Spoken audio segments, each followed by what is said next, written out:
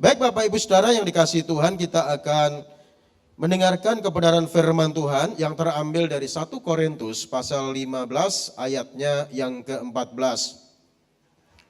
Firman Tuhan kita akan baca dari 1 Korintus 15 ayatnya yang ke-14. Satu ayat saja kita akan baca bersama-sama.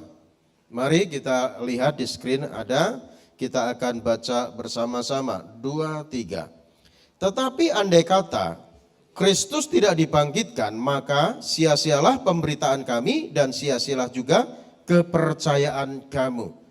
Alkitab katakan saudaraku, tetapi andai kata umpamanya jikalau Kristus tidak dibangkitkan, jadi Yesus Kristus yang kita percayai sebagai Tuhan dan Juru Selamat kita itu tidak pernah mati dan tidak pernah bangkit dari kematian, maka sia-sialah pemberitaan kami, kata Rasul Paulus, sebagai hamba Tuhan yang telah memberitakan tentang kematian dan kebangkitan Yesus yang menyelamatkan manusia. Itu pemberitaan yang sia-sia.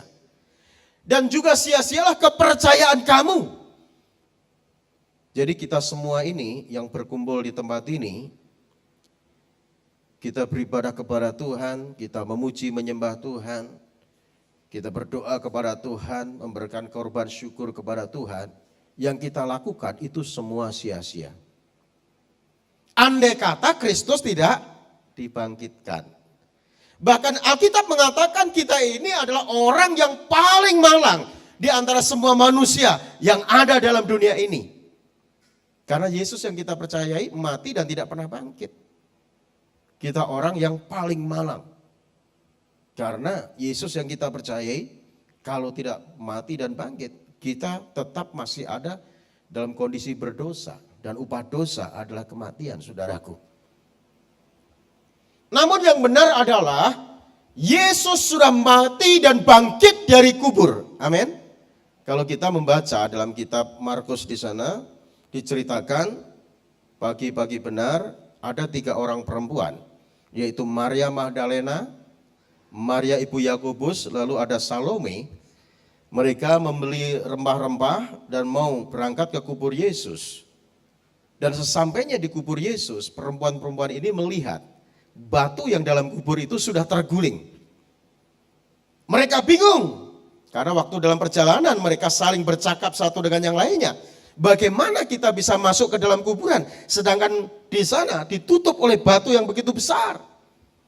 Namun sesampainya di kuburan itu, saudaraku, perempuan-perempuan ini melihat bahwa batu itu terguling. Dan ada seorang pemuda, dan ini malaikat Tuhan yang mengatakan, mengapa kamu mencari dia yang telah bangkit dari antara orang mati? Jadi berita kebangkitan Tuhan Yesus yang pertama menyaksikan adalah siapa? Perempuan-perempuan, yaitu Maria Magdalena, Maria ibu Yakobus, dan juga Salome. Jadi perempuan-perempuan, saudaraku, yang menyaksikan akan kebangkitan Tuhan Yesus. Lalu disampaikan kepada Petrus di Galilea. Dan Petrus langsung menuju ke kubur itu, dan ternyata kubur itu memang kosong. Membuktikan bahwa Yesus telah bangkit dari kematian. Namun perlu diketahui saudara, ada dusta mahkamah agama. Jadi Yesus kan pernah mengatakan bahwa anak manusia akan diserahkan kepada orang-orang berdosa. Diadili, lalu disalibkan, mati dikuburkan, pada hari ketiga akan bangkit dari antara orang mati. Dan Yesus beberapa kali mengatakan demikian, sehingga pada saat Tuhan Yesus dikubur, kuburannya itu saudara dijaga oleh serdadu-serdadu Romawi. Benar enggak Yesus yang mati itu akan bangkit? Dan benar saudara, serdadu Romawi yang menjaga kubur Yesus melihat bahwa batu itu sudah terguling dan kubur itu kosong. Namun ada dusta mahkamah agama. Jadi para tua-tua saudara, ya, orang-orang yang beragama pada waktu itu membayar, ya, tentara Roma untuk apa? Memberikan kesaksian dusta bahwa mayatnya dicuri oleh murid-muridnya. Benar? Sehingga berita itu sampai sekarang masih ada. Jadi yang disalibkan itu bukan Yesus, tapi orang yang diserupakan. Benar gak? Itu yang ditebarkan isu seperti itu, saudara. Yang menjadi pertanyaan, Kalau dia Tuhan, masa dia mati? Kalau dia katakan begitu berarti dia percaya tentang kematian Yesus. Tapi saudara kita di seberang mengatakan itu orang yang diserupakan. Sebenarnya bukan Yesus yang disalibkan, tapi salah satu dari murid Yesus. Tapi kita mempercayai bahwa yang disalibkan adalah Tuhan Yesus. Yang menjadi pertanyaan, kalau dia Tuhan, kenapa dia bisa mati? Ya, harusnya Tuhan kan nggak bisa mati. Tapi kenapa Yesus yang adalah Tuhan itu bisa mati? Karena kemauannya sendiri, saudara. Kemauannya Yesus sendiri. Tuhan nggak bisa mati. Yang mati adalah kemanusiaan Tuhan Yesus karena kemauannya sendiri. Dan pada saat Tuhan Yesus ada di atas kayu salib, dia mengatakan it is finished, tetelestai, sudah selesai. Dan setelah itu dia mengatakan ke dalam tanganmu kuserahkan nyawaku. Lalu Yesus mati. Kalau Tuhan tidak menyerahkan nyawanya kepada Bapaknya, Tuhan gak bisa mati. Tuhan mati karena apa? Karena kemauan sendiri. Karena kasihnya kepada dunia ini, saudara. Sehingga Tuhan mati. Ingat saudara, Yesus adalah manusia 100%. Jadi kalau ada saudara kita di seberang mengatakan, Tuhanmu kan manusia. Iya, dia manusia. Kita gak boleh menyangkal. Dia adalah manusia. Alkitab katakan dalam Filipi pasal 2 ayat 6, 7, 8, 9 di sana dikatakan bahwa Allah mengosongkan dirinya, kenosis, mengambil rupa menjadi sama seperti manusia. Dalam keadaannya seperti manusia, dia rela mati, bahkan rela mati di atas kayu salib. Itulah sebabnya Allah mengaruniakan dia nama di atas segala nama, supaya setiap lutut bertelut, lidah mengaku bahwa Yesus Kristus adalah Tuhan. Jadi Yesus Kristus adalah Tuhan. Tuhan adalah nama gelar, saudara. Jadi saudara jangan bingung kalau ada yang bertanya, Tuhanmu kan manusia. Iya memang dia Tuhan, dia Allah, firman itu menjadi daging, menjadi manusia. Tapi dia bukan hanya manusia, tapi dia adalah ilahi.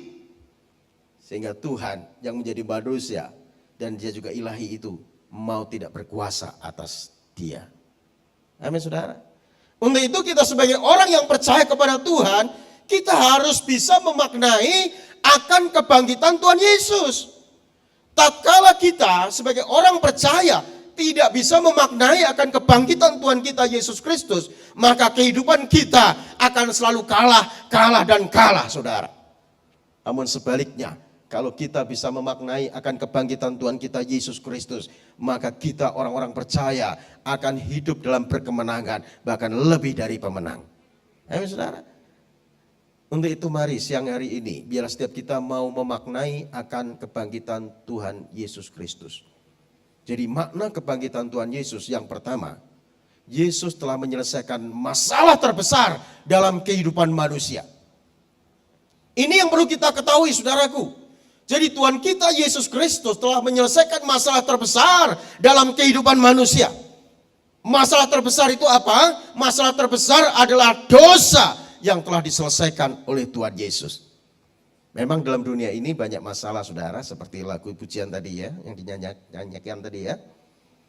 Banyak masalah, selama kita ada hidup dalam dunia ini, ada masalah, ada pergumulan, ada kesulitan. Kalau saudara badanmu sakit, itu masalah. Tapi itu bukan masalah terbesar. Kalau saudara saat ini sedang mengalami masalah dalam kehidupan rumah tanggamu kurang harmonis, memang itu masalah. Tapi ingat itu bukan masalah utama, bukan masalah terbesar. Kalau usahamu mulai bankrupt, mulai ada masalah, itu memang masalah. Tapi ingat, itu bukan masalah terbesar. Kalau saat ini saudara mulai mengalami kekurangan dalam hal finansial, itu memang masalah. Tapi ingat itu bukan masalah terbesar. Masalah yang terbesar dalam kehidupan manusia, kalau dosanya tidak diampuni Tuhan. Itu masalah terbesar saudaraku. Karena apa? Karena tatkala manusia dosanya masih tetap, karena tidak mau membuka hati, terima Yesus sebagai Tuhan dan Juru Selamatnya, maka pada akhirnya manusia itu akan mengalami kematian kekal. Akan mengalami penghukuman kekal. Ini masalah terbesar. Jangan sepelekan saudaraku.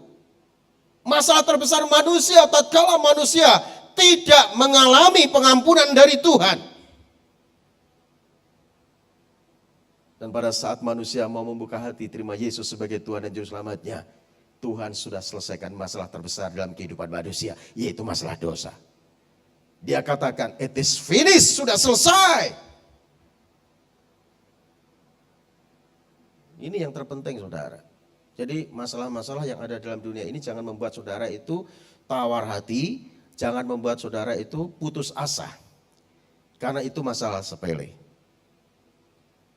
Masalah terbesar itu masalah dosa. Karena dosa maka manusia terpisah dengan Tuhan. Ingat saudaraku, waktu manusia diciptakan pertama, Adam dan Hawa, manusia itu menjadi makhluk yang mulia. Karena apa? Diciptakan serupa segambar dengan Tuhan. Diciptakannya laki-laki dan perempuan. Dan Tuhan memberkati manusia. Kapan manusia mulai mengalami masalah? Pada saat dosa masuk dalam kehidupan manusia. Dalam Kejadian 3, di sana dosa masuk dalam kehidupan manusia. Karena manusia diperdaya oleh ular. Dan pertama kali manusia yang jatuh dalam dosa, itu adalah Hawa, bukan Adam. Perempuan dulu. Benar nggak Bu? Makanya nggak ada Adam Hawa, nggak ada Adam nafsu, yang ada Hawa nafsu. Nggak ada Adam nafsu, benar nggak? Yang nafsu siapa? Hawa. Nafsunya apa? Memakan buah yang Tuhan larang untuk dimakan. Pertama kali yang melanggar perintah Tuhan itu Hawa. Makanya karena Hawa ini melanggar perintah Tuhan, maka manusia pertama yang dikutuk Tuhan itu Hawa, bukan Adam. Kutuknya dalam Kejadian 3:16. Susah payahmu waktu mengandung akan kubuat sangat banyak. Dengan kesakitan engkau akan melahirkan anakmu. Namun engkau akan birahi kepada suamimu. Dan suamimu akan berkuasa atasmu. Ini bagian dari kutuk Taman Eden. Ibu-ibu yang sudah pernah hamil dan melahirkan anak tentunya pernah merasakan yang namanya susah payah dan kesakitan dalam mengandung dan melahirkan. Enggak ada orang mau melahirkan sambil tiduran, main handphone, lihat Facebook, lihat Instagram, lihat TikTok, ya, lihat YouTube, tiba-tiba si ucok keluar lahir. Enggak ada. Sakit. Saking sakitnya Bu, ada ibu-ibu yang ngomong sama suaminya gini, "Pak, kita punya anak satu saja Pak, anak satu ini kita besarkan. Kita sekolahkan setinggi-tingginya sehingga menjadi anak yang berhasil dan menjadi berkat bagi keluarga dan banyak orang." Lalu suaminya katakan begini, "Mah, kenapa mama berubah pikiran? Bukankah waktu kita pacaran, ya, kita punya program anak kita itu 6. Kenapa mama katakan 1? Iya Pak, Papa sih enak nggak pernah merasakan namanya hamil dan melahirkan. Semua yang merasakan mama. Mama kapok Pak." Ngomong kapok mau punya anak 1, besoknya hamil lagi Bu. Karena ini firman Tuhan tergenapi. Amin. Lalu setelah itu saudara, setelah itu tanah yang kita injak ini juga ikut terkutuk. Kejadian 3:17. Karena engkau mendengarkan perkataan istrimu, memakan buah yang kularang untuk dimakan, terkutuklah tanah karena engkau. Dengan bersusah payah engkau akan mencari rezekimu dari tanah seumur hidupmu. Jadi tanah yang kita injak ini, tanah yang pernah dikutuk oleh Tuhan. Jadi tanah suci itu nggak ada. Ya, kalau saudara-saudara kita pergi ke Mekah, di sana bukan tanah suci, katanya pergi ke Baitullah. Pergi ke rumah Allah, menjadi tamunya Allah gitu. Tapi Alkitab katakan tanah sudah pernah dikutuk oleh Tuhan. Ini bagian dari kutuk Taman Eden. Lalu pada akhirnya manusia diusir dari taman itu, saudaraku. Manusia mengembara dan pada akhirnya, saudara, nasib manusia itu tragis sekali. Karena manusia pasti akan mengalami penghukuman dari Tuhan. Karena Alkitab dengan jelas mengatakan bahwa upah dosa adalah maut, kematian. Namun kita, orang-orang yang percaya kepada Tuhan Yesus, kita bersyukur kepada Tuhan. Dia mati dan bangkit untuk apa? Mengalahkan maut itu. Sehingga dia katakan, hai maut, di manakah sengatmu? Sengat maut adalah dosa. Dan itu telah dilakukan oleh Tuhan Yesus. Supaya saudara dan saya, kita semua diselamatkan oleh Tuhan Yesus. Ini yang perlu kita sadari dalam kehidupan kita, saudara. Bahwa masalah terbesar dalam kehidupan manusia telah diselesaikan Tuhan Yesus di atas kayu salib. Dan kematiannya membuat kita mati terhadap dosa dan bangkit bersama dengan Kristus. Melalui kebangkitannya itu, kita menjadi orang-orang yang menang, bahkan lebih dari pemenang. Ini yang pertama yang perlu kita maknai tentang kebangkitan Tuhan Yesus. Lalu yang kedua, makna kebangkitan Tuhan Yesus adalah Yesus membuktikan bahwa dirinya itu Tuhan. Kalau dia bukan Tuhan, dia mati nggak akan pernah bisa bangkit. Karena bukan Tuhan, karena manusia. Karena dia Tuhan, maka kematian tidak berkuasa atas diri Tuhan kita Yesus Kristus. Dia membuktikan bahwa dirinya Tuhan. Ini yang perlu ingat, saudara, bahwa dia itu Tuhan. Maka kematian tidak berkuasa. Yesus mati pada hari Jumat Agung. Itu hari pertama. Yesus bangkit pada hari ketiga. Hari apa? Hari Minggu. Jadi hari Jumat kita hitung hari pertama ya, jam 3. Itu Yesus mati. Itu hari Sabat. Jam 18 itu sudah Sabat. Dan pada hari Sabat itu tidak boleh ada mayat yang tergantung di atas kayu salib. Dipastikan semua orang-orang yang dihukum di atas kayu salib itu sudah mati. Sebelum hari Sabat, semua mayat itu sudah harus diturunkan. Sehingga dua penjahat di sisi kanan kiri Yesus itu kakinya dipatahkan. Lalu Yesus ternyata sudah mati tanpa kaki dipatahkan. Dan itu sesuai dengan nubuatan, saudara. Lalu untuk memastikan lambung Yesus ditusuk. Benar gak? Lambung Yesus ditusuk, keluar air dan darah. Lalu Yesus diturunkan, Yesus dikafani dan dikuburkan. Di kuburan siapa? Yusuf Arimatea. Ini orang kaya yang memiliki kebun yang sangat luas. Ya, kalau saudara pergi ke Holy Land, di sana ada tempat kubur Yesus, Garden Tomb. Itu miliknya Yusuf Arimatea. Dan di sana ya ada kubur Yesus yang batunya sudah terguling. Kubur memang kosong, saudara. Hari pertama hari Jumat, lalu hari Sabtu, hari kedua, hari Minggu, Yesus menyatakan bahwa dirinya adalah bangkit dari kubur. Melalui perempuan-perempuan yang saya ceritakan di awal tadi, yaitu Maria Magdalena, Maria ibu Yakobus, Salome, pergi ke kubur Yesus pada hari pertama Minggu itu. Jadi hari pertama di Israel itu hari Minggu, Pak. Kalau di Indonesia hari pertama itu hari Senin. Ya, hari Minggu itu hari pertama ya orang-orang aktivitas kerja. Itu hari pertama. Sehingga pada saat saudara ke Israel, ya hari Minggu itu macet jalanan, rame, tapi nggak semacet di Jakarta. Kalau di Jakarta hari pertama kerja itu macetnya luar biasa. Apalagi tinggal saya di daerah macet, banyak kontainer, Sakung sana, saudaraku. Keluar itu sudah tidak bergerak, ya. Untuk masuk tol, ya itu kadang, padahal cukup waktu 3 menit ya dari jalan saya keluar ke tol itu 3 menit, tapi bisa 30 menit. Itulah Jakarta, saudaraku. Itulah Jakarta, namun kita tetap mengucap syukur. Di Israel sekalipun rame tapi nggak ada macet, saudara. Itu hari pertama, hari Minggu, Yesus bangkit. Membuktikan bahwa dia itu Tuhan. Jadi kalau ada orang-orang yang bertanya tentang ketuhanan Yesus Kristus, Katakan, dia telah bangkit dari kematian. Membuktikan bahwa Yesus adalah Tuhan. Dia hidup.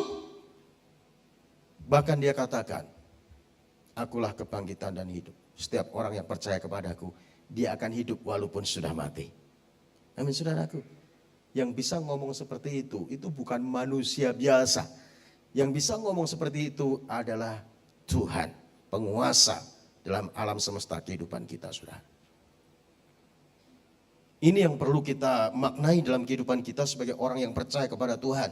Supaya hidup kita itu penuh dengan kemenangan. Karena kita punya Tuhan yang hidup, bukan Tuhan yang mati. Tuhan yang mati itu punya telinga tidak bisa mendengar. Punya mulut tidak bisa berkata-kata. Punya hidung tidak bisa mencium. Punya tangan tidak bisa digerakkan. Punya kaki tidak bisa berjalan. Itulah patung, saudara. Banyak orang dalam dunia ini yang menyembah Tuhan yang mati.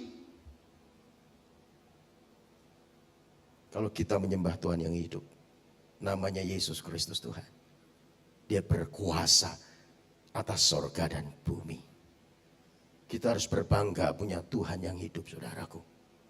Banyak tokoh-tokoh agama di dunia ini mati tidak pernah bangkit. Bahkan Yesus beberapa kali membangkitkan orang mati. Setelah dibangkitkan seperti Lazarus, mereka hidup tapi mati lagi. Benar gak? Yang bangkit dan hidup untuk selama-lamanya itu hanya Yesus. Ini yang perlu kita sadari, saudaraku. Dia Tuhan, kita harus bangga. Punya Tuhan yang hebat, yang dahsyat, yaitu Yesus Kristus.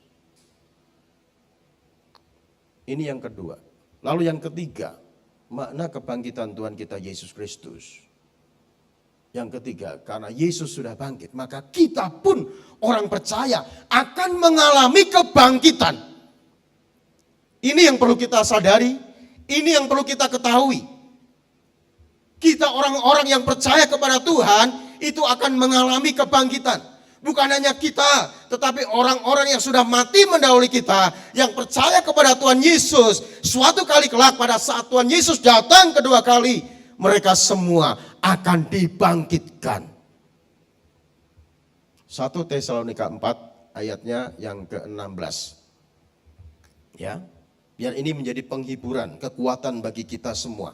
1 Tesalonika 4 ayatnya yang ke-16 dikatakan seperti ini. Sebab pada waktu tanda diberi, yaitu pada waktu penghulu malaikat berseru dan sangkakala Allah berbunyi, apa yang terjadi, saudara? Maka Tuhan sendiri akan turun dari surga dan mereka yang mati dalam Kristus akan lebih dahulu apa? Bangkit. Jadi orang yang mati dalam Kristus yang saat ini ada di kubur, ya, yang ada di Firdus, ya, di pangkuan Abraham, mereka akan bangkit dengan tubuh kemuliaan. Amin. Jadi kita, saudara, jangan takut, jangan cemas. Orang tuaku di mana ya sekarang gitu ya, yang sudah mati gitu ya. Saya punya orang tua juga sudah meninggal, tapi puji Tuhan sudah meninggal di dalam Tuhan, walaupun sebelumnya dari Islam. Dibaptis tahun 2027, meninggal 2015 di dalam Tuhan. Dan waktu itu, saudaraku, ya, waktu itu orang tua saya itu sangat kasar dengan saya, ya, dari sejak kecil. Sangat kasar dengan saya, pokoknya salah sedikit tabok, salah sedikit pukul, dimaki, ya. Tapi saya nggak mau sakit hati.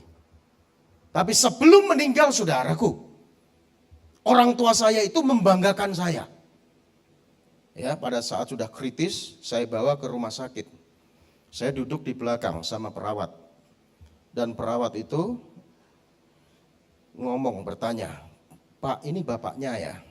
"Oh ya, itu bapak saya." "Oh iya, anak siapa?" Tiba-tiba bisa ngomong bapak saya, saudaraku. Yang tadinya sudah koma nggak bisa ngomong, ada orang bertanya, "Itu bapaknya ya?" "Ya, saya anaknya." Langsung bisa ngomong. "Iya, anak siapa?" Saya kaget, saudara. "Pak, sadar Pak, bisa ngomong Pak." Jadi sebelum menghembuskan nafas terakhir, itu masih sempat membanggakan saya, yang dulunya sangat membenci saya, saudara. Sangat membenci saya. Dan saya yakin dan percaya orang tua saya yang sudah hidup dalam Tuhan, pada saat Tuhan datang kembali kedua kali, akan diubahkan, dibangkitkan dengan tubuh kemuliaan. Dan ingat saudara, Yesus adalah yang sulung di antara semua manusia yang pernah bangkit dari kubur yang memakai tubuh kemuliaan. Amin. Sehingga Yesus gak bisa mati lagi setelah bangkit. Karena sudah memakai tubuh kemuliaan. Makanya pada waktu Yesus bangkit dari kematian, pada saat murid-murid Yesus berkumpul dalam suatu ruangan, tiba-tiba Yesus bisa menembus dinding. Murid Yesus ada yang ketakutan, ya, dipikir dia hantu kan gitu ya. Hantu tidak punya daging dan tulang katanya begitu kan. Ketakutan. Karena apa? Karena dia yang sulung yang dibangkitkan dari antara orang mati. Sebagai manusia dan kita yang mati dalam Kristus, yang hidup dalam Kristus dan mati dalam Kristus, kita akan mengalami tubuh kebangkitan. Kita akan mengalami kebangkitan dalam Yesus Kristus. Amin. Dan kita yang masih hidup, kalau Tuhan nanti datang kedua kali, kita akan diubah dalam sekejap, menyongsong kedatangan Tuhan. Kita akan diubah, menyongsong kedatangan Tuhan kita Yesus Kristus. Apakah saudara siap? Saya belum kawin, Pak. Kelihatannya ya anak muda berpikir gitu, nanti sajalah. Kita harusnya orang-orang percaya. Itu memiliki kerinduan. Untuk apa? Menantikan kedatangan Tuhan kita Yesus Kristus. Harusnya itulah kerinduan orang-orang yang percaya kepada Tuhan. Karena pada saat kita berjumpa dengan Tuhan, muka dengan muka, maka inilah sesuatu yang membuat kita itu ya bahagia, saudara. Membuat kita itu sukacita. Harusnya itu pengharapan kita sebagai orang-orang percaya. Karena kita akan dibangkitkan bersama dengan Kristus. Makanya 1 Petrus 1 ayat 13 katakan begini. Letakkanlah pengharapanmu seluruhnya atas kasih karunia yang dianugerahkan kepadamu menjelang penyataan Tuhan kita Yesus Kristus. Kita harus meletakkan pengharapan kita itu pada kedatangan Tuhan Yesus Kristus. Haleluya. Sehingga kalau kita memiliki tujuan hidup yang benar di dunia ini, yaitu kekekalan surga, maka ada masalah dalam dunia ini, ya, itu nggak membuat kita menjadi lemah, nggak membuat kita menjadi putus asa. Karena apa? Karena pengharapan di dalam Yesus Kristus itu adalah pengharapan yang pasti. Ini yang perlu kita renungkan dalam kehidupan kita, saudara. Yesus sudah mati, dia bangkit. Melalui kematiannya, kita orang percaya akan mengalami kematian dan kebangkitan dalam Yesus Kristus Tuhan. Lalu yang keempat, saudara, makna kebangkitan Tuhan Yesus. Melalui kebangkitannya, maka Tuhan memberikan kita pengharapan yang baru. Ingat saudaraku, pada saat Tuhan Yesus ditangkap di Taman Getsemani,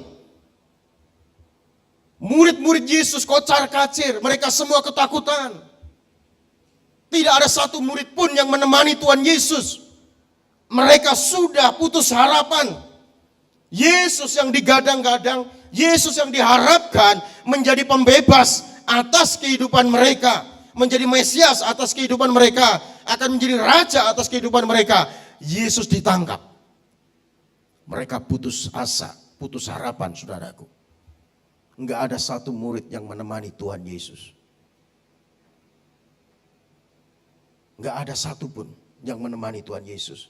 Dari Taman Getsemani dibawa ke rumah Imam Kayafas.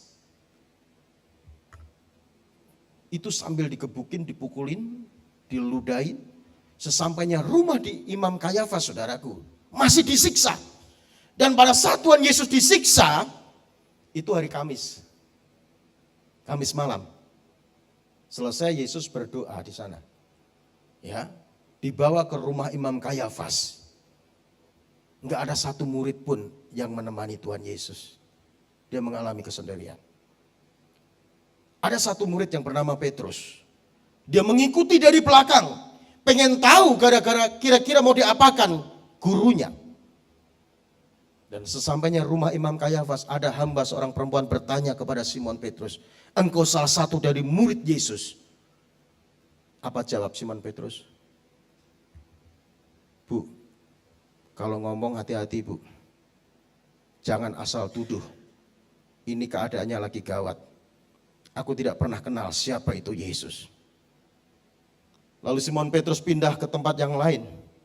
Sambil melihat kira-kira mau diapakan ini gurunya. Lalu ada seorang bapak melihat Petrus dan bertanya, engkau salah satu dari murid Yesus. Lalu apa jawab Simon Petrus? Pak, jangan asal tuduh pak. Ini keadaan lagi gawat. Aku tidak pernah kenal siapa itu Yesus. Lalu pindah ke tempat lain lagi. Ketemu dengan hamba perempuan yang sama. Dan berkata, engkau salah satu dari murid Yesus. Lalu apa jawab Simon Petrus? Dia sampai bersumpah saudara. Aku bersumpah aku tidak pernah kenal orang ini. Dan setelah ngomong seperti itu, ayam berkokok. Benar nggak? Berapa kali ayam berkokok? 3 kali. Yang benar, terserah ayamnya. Berapa kali menyangkalnya? 3 kali. Tandanya ayam berkokok. Ya, menyangkalnya yang 3 kali. Karena Tuhan Yesus pernah katakan begini. Ini kan Petrus ini pernah dengan mulut besarnya katakan begini. Guru, kemanapun engkau pergi, aku akan ikut engkau. Masuk penjara pun aku akan bersama-sama dengan engkau. Mati pun aku akan bersama-sama dengan engkau.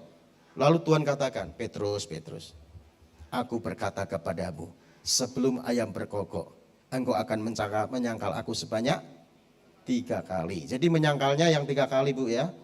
Berkokoknya ayam, terserah ayamnya. Tandanya ayam berkokok. Lalu Petrus merasa sedih, dia menangis, dia minta ampun kepada Tuhan. Ini langkah yang bagus. Petrus melakukan dosa, menyangkal Tuhan Yesus, dia sadar minta ampun pada Tuhan. Tidak sama seperti yang dilakukan oleh Yudas. Pada saat Yudas merasa bersalah, merasa berdosa, karena telah menyerahkan Tuhan Yesus dengan 30 keping perak. Hatinya tertuduh, bukan mau datang kepada Tuhan, minta ampun kepada Tuhan. Malah Yudas ini mengakhiri hidupnya dengan bunuh diri. Ini salahnya Yudas. Tapi Yudas ini berjasa enggak? Yudas ini berjasa enggak? Karena Yesus mati maka kita selamat. Berarti jasa Yudas gitu. Tanpa Yudas, pengenapan nubuatan itu pasti terjadi. Amin saudaraku. Ini pilihan Yudas. Jadi bukan terpujilah Yudas. Yudas meresponi dengan salah atas kesalahannya. Dia mengakhiri hidupnya dengan bunuh diri. Itu kesalahan terbesar dalam kehidupan Yudas. Dan kehidupan manusia-manusia yang mengakhiri hidupnya dengan bunuh diri. Jadi jangan ada satu orang pun di tempat ini ya yang mengakhiri hidupnya dengan bunuh diri. Ya, kalau diputus pacar jangan mau bunuh diri. Apalagi bunuh diri di bawah pohon toge, jangan.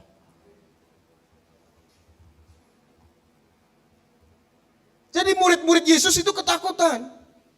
Apalagi Yesus disalib, lalu mati dikuburkan, harapan sudah hilang, sudah lenyap. Padahal Yesus pernah mengatakan, anak manusia akan diserahkan kepada orang berdosa, mati, dikuburkan, dan pada hari ketiga akan bangkit dari antara orang mati.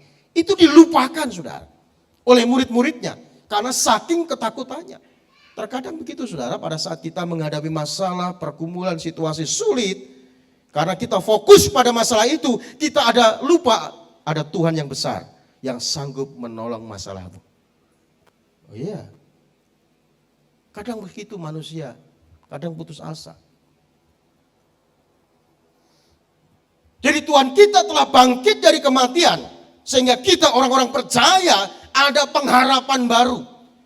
Pada saat Tuhan Yesus bangkit dari kubur, tiba-tiba di dalam ruangan yang terkunci, murid-murid Yesus berkumpul di sana, Yesus hadir di sana, damai sejahtera bagimu. Ada pengharapan baru dalam diri murid-murid Yesus. Amin. Mereka bersuka cita karena Tuhan telah bangkit dari kematian. Ada harapan baru. Untuk itu apapun masalahmu, pergumulanmu yang kau alami, kau hadapi. Kalau engkau menghadapi bersama dengan Tuhan, maka engkau akan cakap menanggung segala perkara. Karena pada akhirnya engkau akan tampil sebagai pemenang, bahkan lebih dari pemenang. Karena itu yang Tuhan janjikan dalam kehidupan kita, saudara.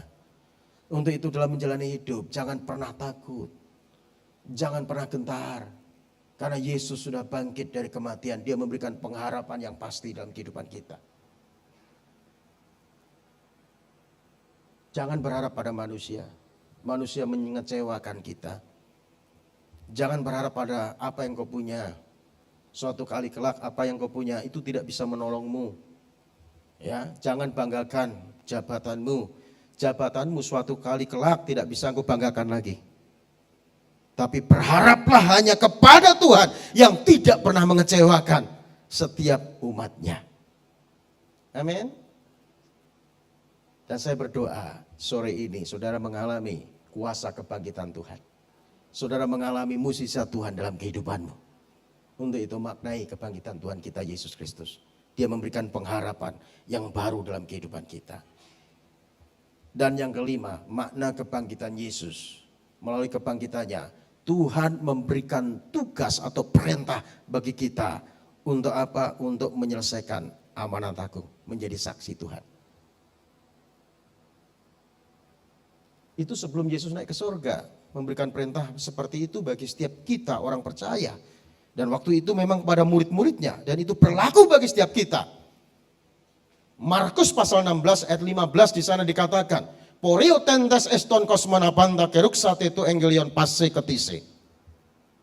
Yang artinya, aku berkata kepadamu, pergilah ke seluruh dunia, beritakan Injil kepada segala makhluk. Itu perintah Tuhan bagi kita semua, saudaraku.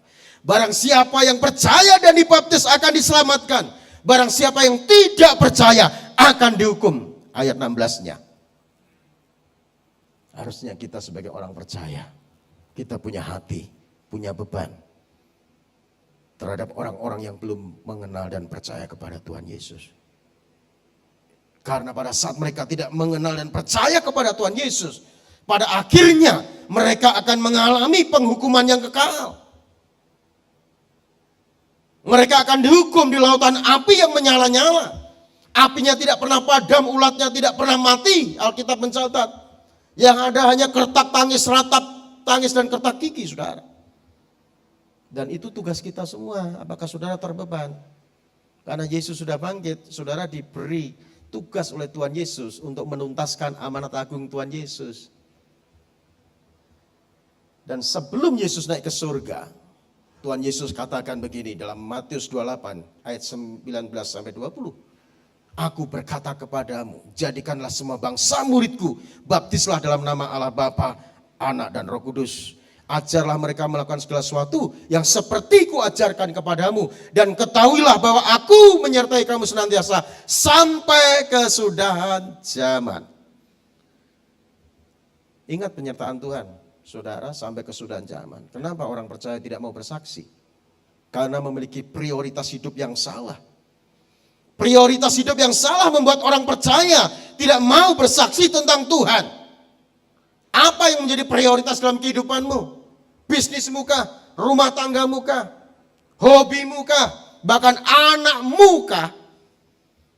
Ada orang prioritasnya itu anaknya. Apalagi sudah menikah bertahun-tahun, ya, belum punya anak, dan pada saat punya anak, ya, fokusnya ke anaknya, saudara.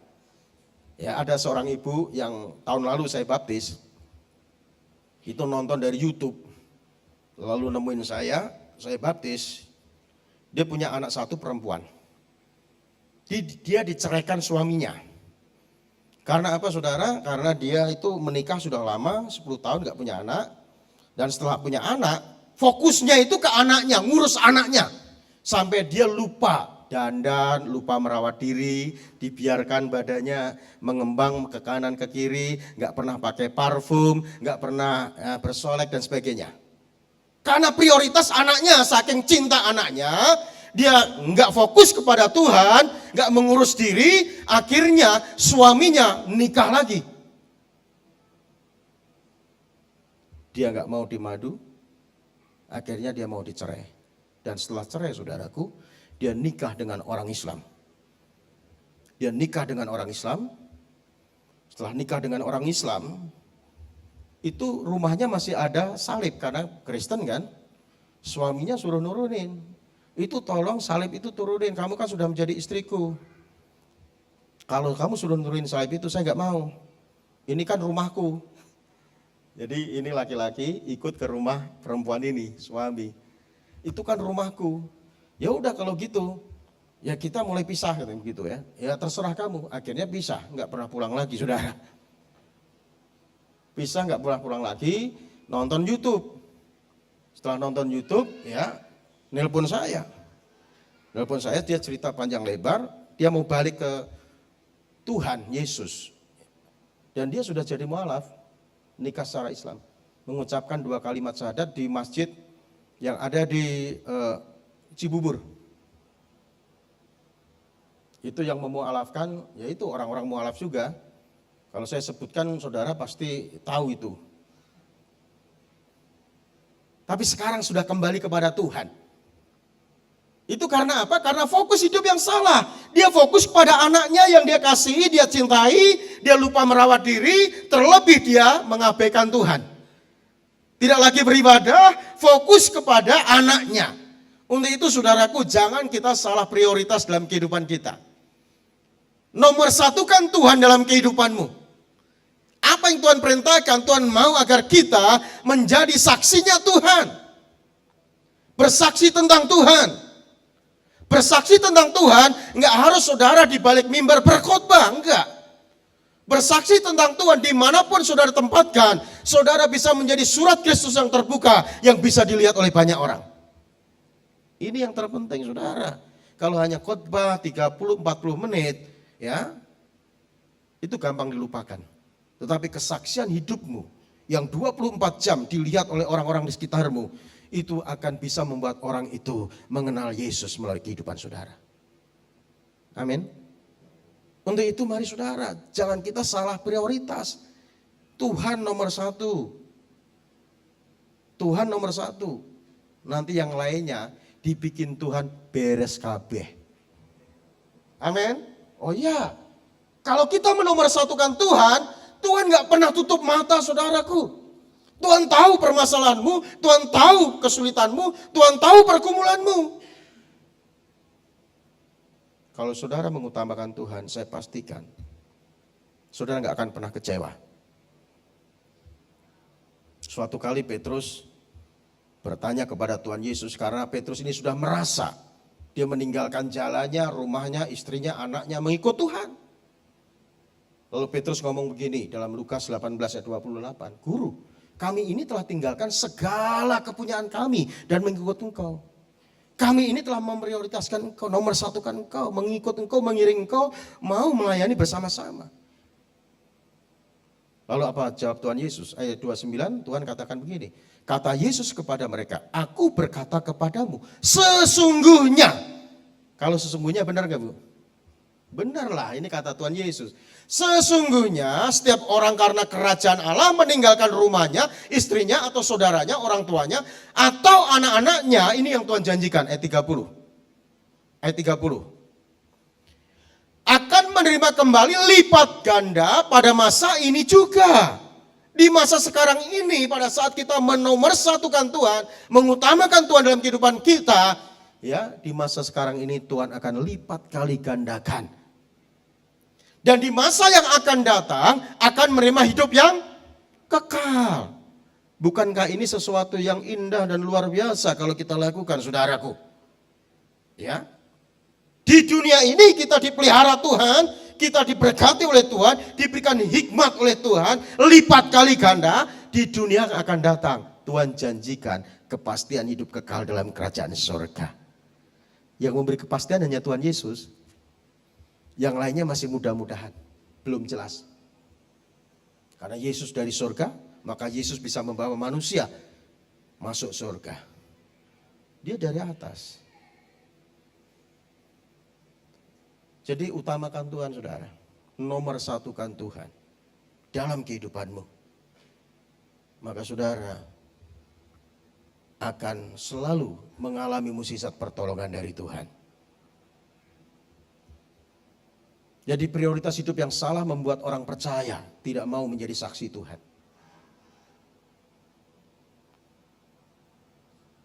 Alasan orang percaya tidak mau menjadi saksi Tuhan, selain prioritas hidup yang salah, karena orang percaya menganggap bahwa semua agama itu sama. Kekristenan beda dengan agama-agama yang ada di dunia ini, saudaraku. Kristen itu artinya pengikut Kristus, mengikuti gaya hidup seperti Yesus hidup. Beda. Enggak ada agama dalam dunia ini yang mengajarkan untuk kita memberkati orang yang menganiaya kita. Untuk kita mendoakan musuh kita, ya. Untuk kita berbuat baik kepada orang yang berbuat jahat kepada kita. Enggak ada. Yang ada hanya ajaran Tuhan kita Yesus Kristus, saudaraku. Enggak ada agama dalam dunia ini yang memberikan kepastian hidup kekal dalam kerajaan surga. Semua masih mudah-mudahan. Tetapi Yesus memberikan kepastian bagi kita untuk memiliki kehidupan kekal dalam kerajaan surga.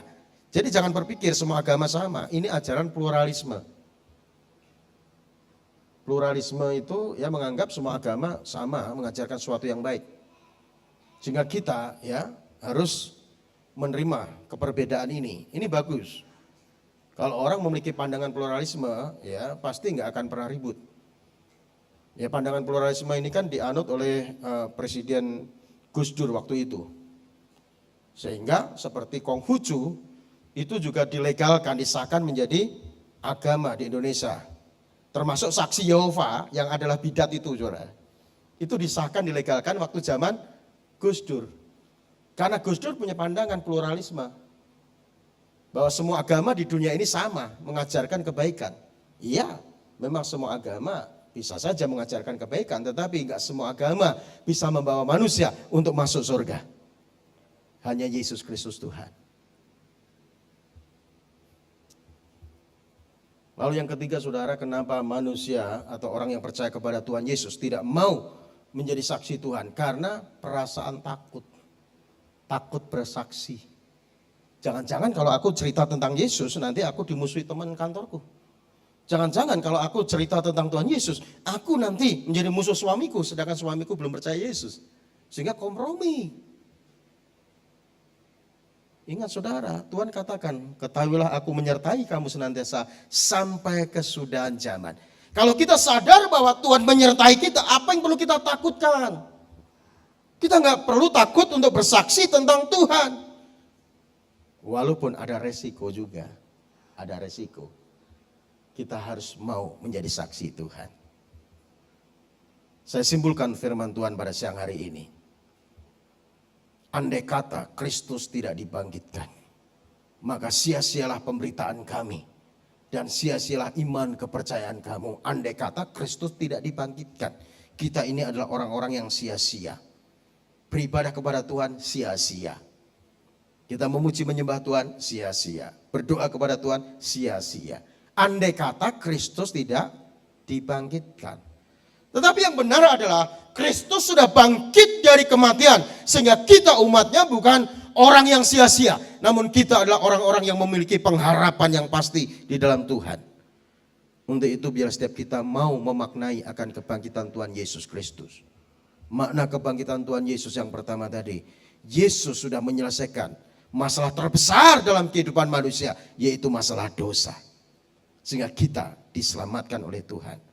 Lalu yang kedua, melalui kebangkitannya, Yesus membuktikan dirinya adalah Tuhan. Jangan ragu-ragu untuk percaya kepada Tuhan Yesus.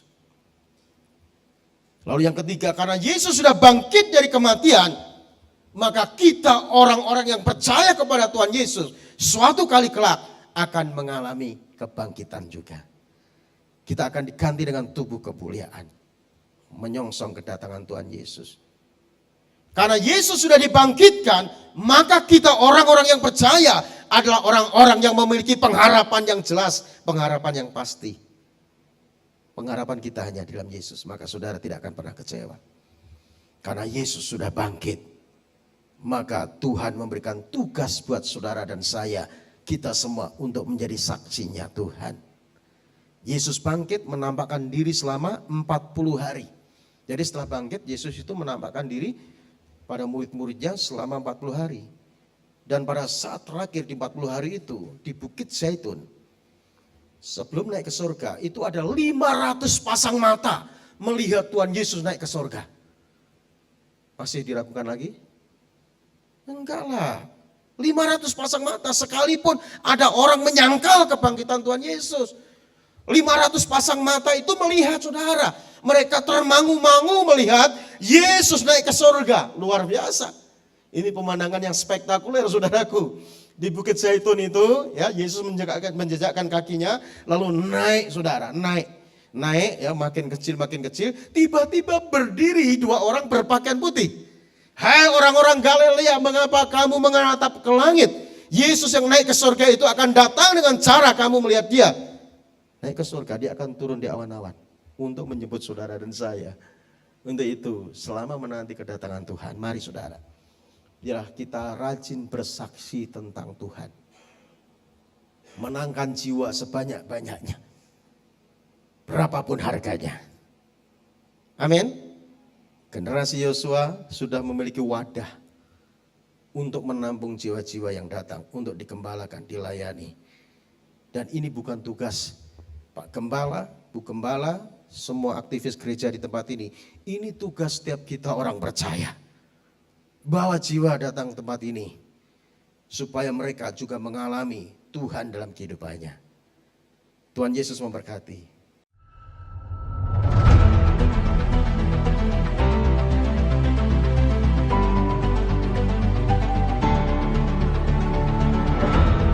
Dalam nama Yesus, setiap hidup berhubungan dengan aku tidak berlaku lagi hari ini. Kau lepaskan cengkraman, kau tidak berhak atas roh jiwaku.